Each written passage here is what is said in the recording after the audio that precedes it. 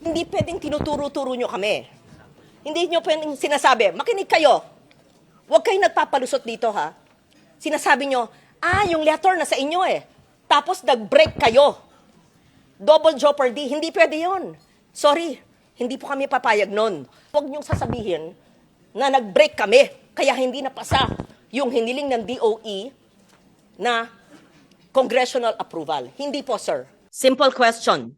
If the DOE says that all it needs is congressional approval and the PNOC has the funds, and you said that the letters were sent because it is important that the people know that letters are not sitting in the Senate without action. We would know if there is a letter that is deemed urgent.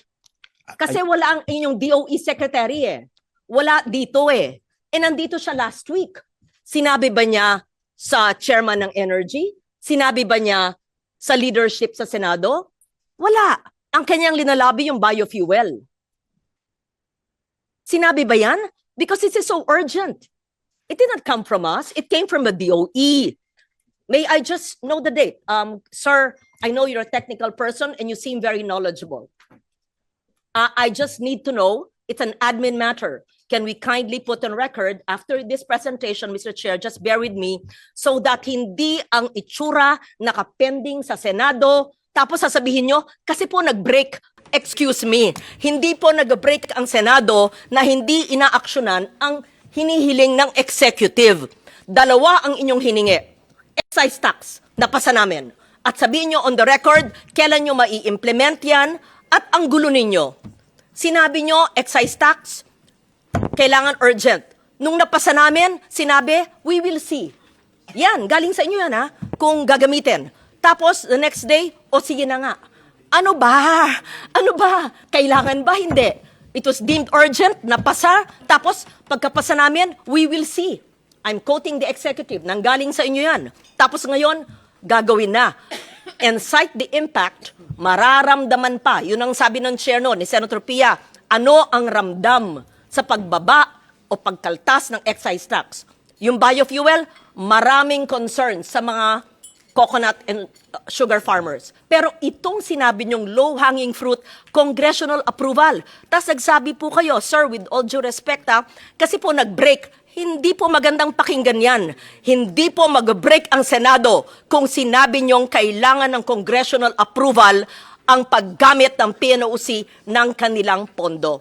Pakilagay po sa record after your presentation and we give a chance to the others, Mr. Chair. Because it's important na hindi tinuturo sa atin na nag-break tayo kaya ang PNOC hindi makagamit ng kanyang pera. That's unfair. Ang sekretary nga ninyo wala dito eh. Kung anong pamumulitik ang ginagawa na naman ng sekretary nyo. But break tayo session pero tuloy-tuloy pa ho yung aming hearing. Yes, of course. At kung kailangan po mag-convene, ready naman po magkaroon ng special session at any time. No? It's important. When did you give the letter? Kasi, alam nyo, hindi pwedeng tinuturo-turo nyo kami. Hindi nyo pwedeng sinasabi, makinig kayo.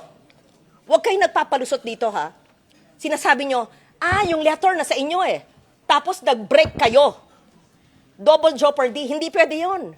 Sorry, hindi po kami papayag nun. Kung alam po namin hindi kami mag-break, tama po ang chair. Tinan mo nga, mag-break. Gusto nyo Holy Week, magtrabaho tayo dito eh. Darating lahat ng secretary. Burn the midnight candle.